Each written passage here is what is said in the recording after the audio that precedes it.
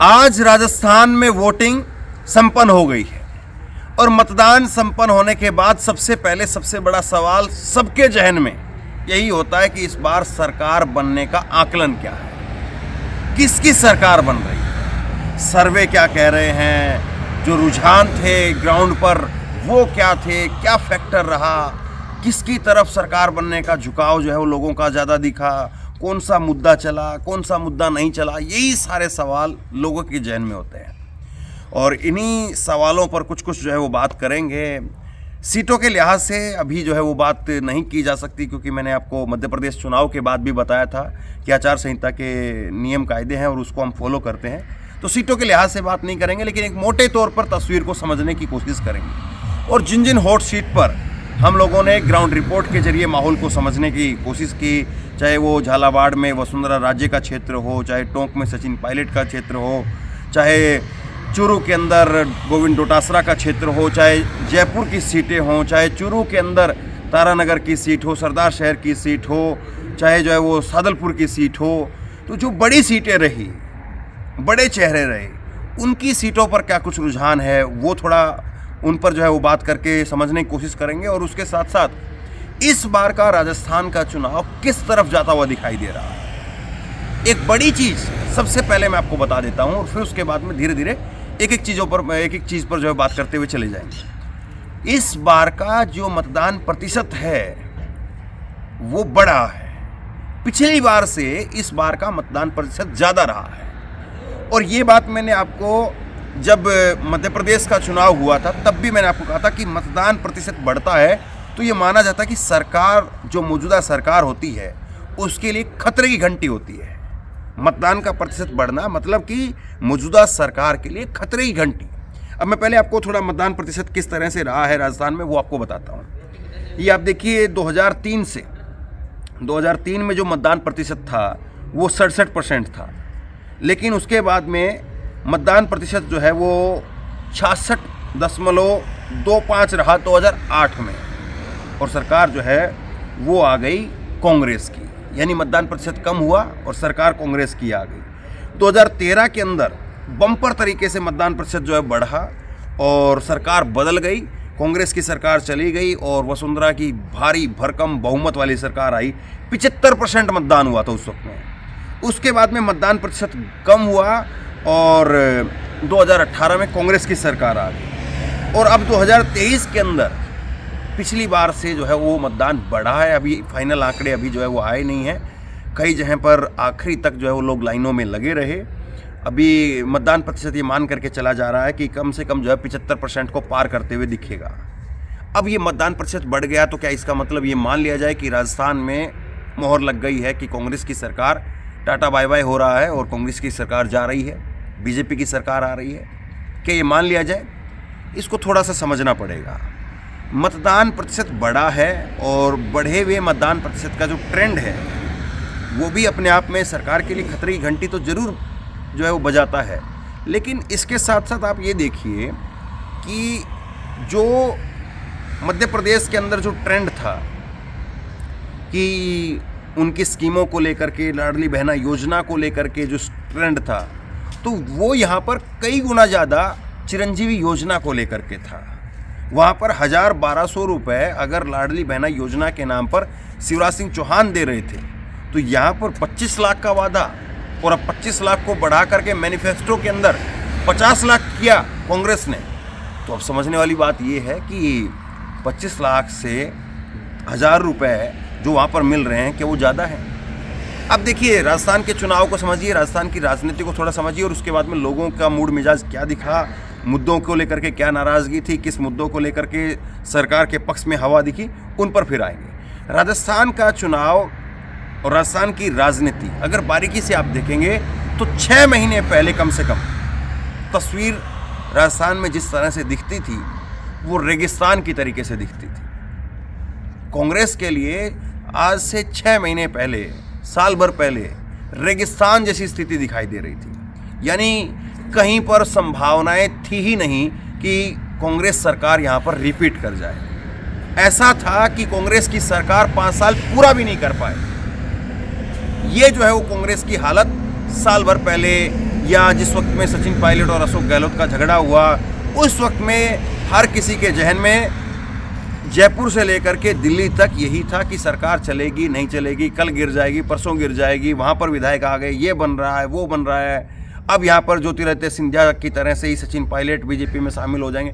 तमाम तरह के गणित जो इस तरह से दिखाई देते थे और चैनलों में बताया जाता था कि सचिन पायलट के साथ इतने हैं विधायक, इतने विधायक अगर चले गए तो बीजेपी की सरकार बन जाएगी।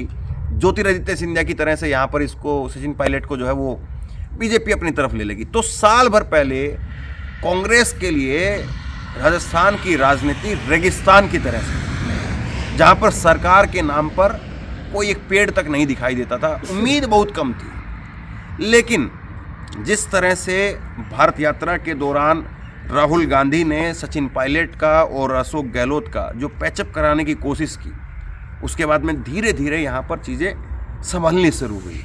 और उसके बाद में फिर अशोक गहलोत ने जिस तरह से योजनाओं का पिटारा खोला, जिसमें चिरंजीवी योजना, जिसमें 200 यूनिट तक बिजली फ्री, जिसमें महिलाओं के लिए किराए के लिए छूट, तमाम तरह की जो योजनाओं का पिटारा खोला, उसके बाद में धीरे धीरे बातें होने लगी अशोक गहलोत के लिए। और अशोक गहलोत ने धीरे धीरे यहाँ पर चुनावी माहौल को बनाना शुरू किया। तो क्या फिर अब ये माना जाए कि अशोक गहलोत की स्कीम का इतना ज़बरदस्त प्रभाव रहा कि अशोक गहलोत ने पूरी तस्वीर बदल करके रख दी?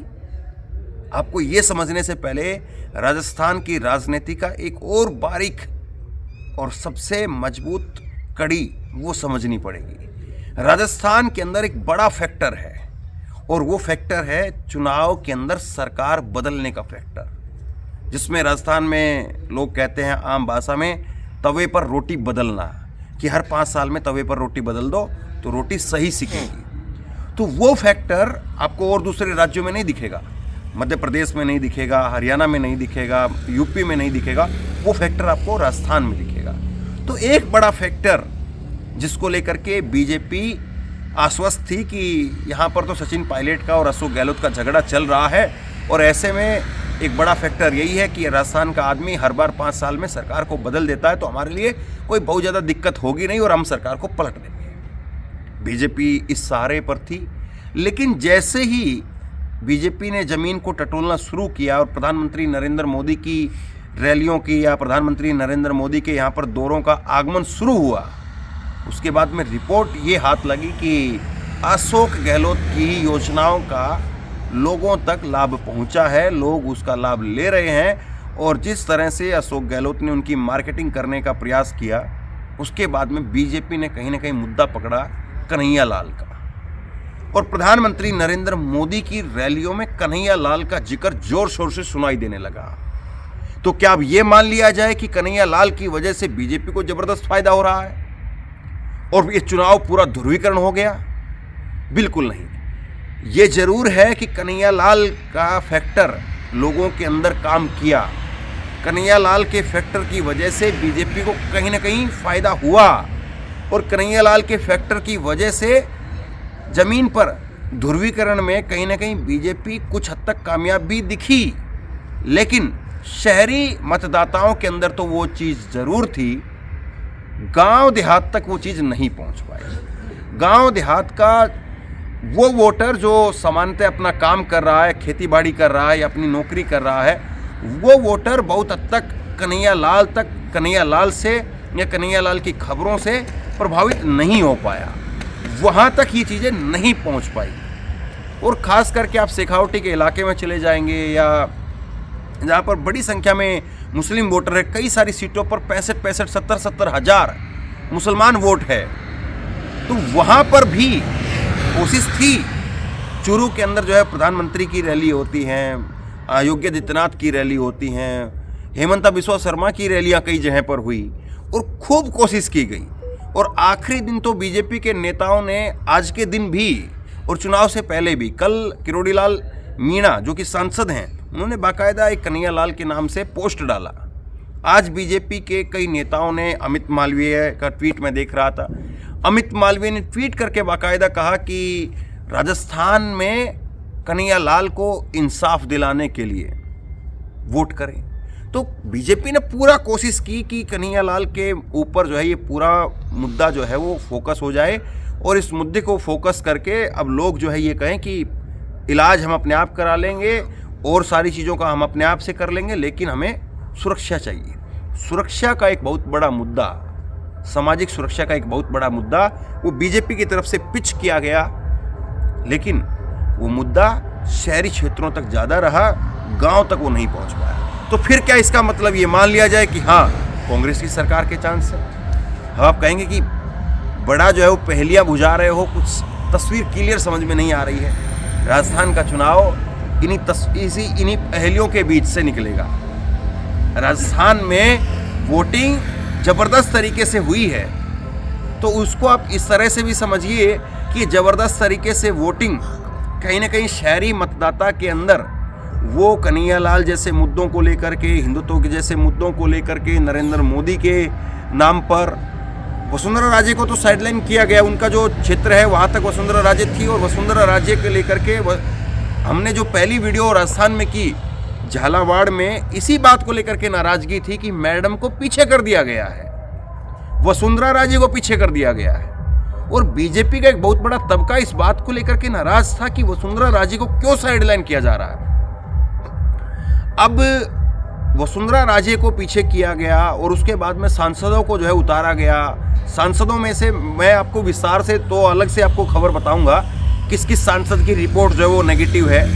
कई सांसदों की कई वोट सीट पर रिपोर्ट नेगेटिव है, ये आप मान करके चलिए।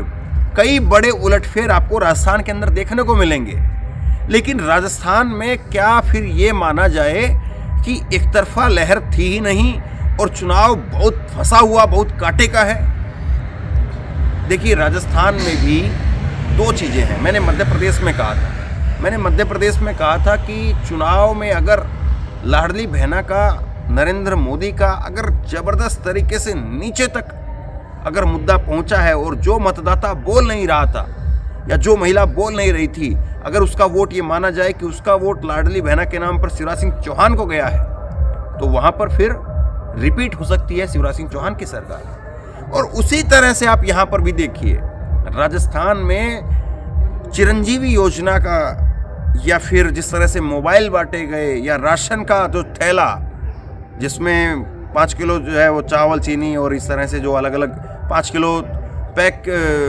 राशन की जो किट थी, जो थैला बांटा गया, उसका प्रभाव कहीं ना कहीं रहा, वो वोटर के मन पर था। और वो वोटर जो गरीब मतदाता है, जिसको राजनीति से बहुत ज़्यादा लेना देना नहीं है, जिसको बहुत ज़्यादा फर्क नहीं पड़ रहा है कि कौन कन्हैयालाल कहाँ पर क्या था, या कहाँ पर जो है वो हिंदुत्व की बात हो रही है, या कहाँ पर जो है वो बीजेपी के और राष्ट्रीय मुद्दे हैं, वो वोटर कहीं ना कहीं कांग्रेस के पक्ष में जाता हुआ दिखाई दिया है। एक वोटर है जो बीजेपी के पक्ष में गया है, वो है सरकार बदलने वाला वोटर। जो वोटर ये चाहता था कि हर 5 साल में यहाँ पर सरकार बदल दी जाए, वो वोटर, हालांकि उसमें सेंधमारी कांग्रेस की तरफ से जरूर हुई है, लेकिन वो पूरी की पूरी तरह से सेटिस्फाई नहीं हो पाया।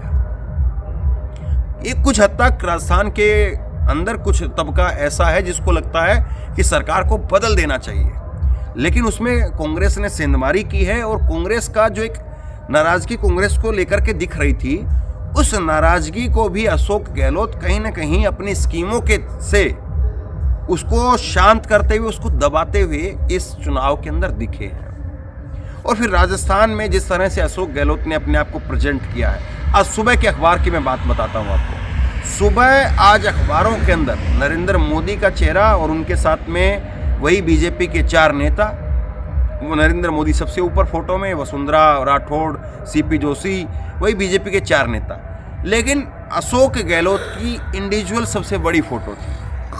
अशोक गहलोत अपने नाम पर इस चुनाव को लेकर के जा रहे थे और उन्होंने आखिरी दिन, प्रचार के आखिरी दिन जो प्रेस कॉन्फ्रेंस की, तो उसमें भी कहा कि मैं ये नहीं कहूँगा जिस तरह से नरेंद्र मोदी ने अपने गुजरात को, जब हम वहाँ पर चुनाव अच्छा खासा तरीके से हमने बना लिया था, जब गुजरात के प्रभारी थे अशोक गहलोत, तो उस वक्त में उन्होंने कहा था नरेंद्र मोदी जी ने कि मैं गुजराती हूँ, अगर मुझे वोट नहीं दोगे तो किसको दोगे, और मारवाड़ी के कहने पर मत आना।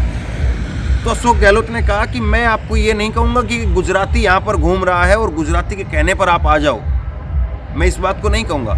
और दूसरा उनका आज सुबह का एक बयान मैं आपको बताता हूँ, बड़ा दिलचस्प बयान रहा। उन्होंने कहा कि हम 5 साल तक यहीं रहेंगे और ये दिल्ली वाले 5 बजे के बाद आपको नज़र नहीं आएंगे।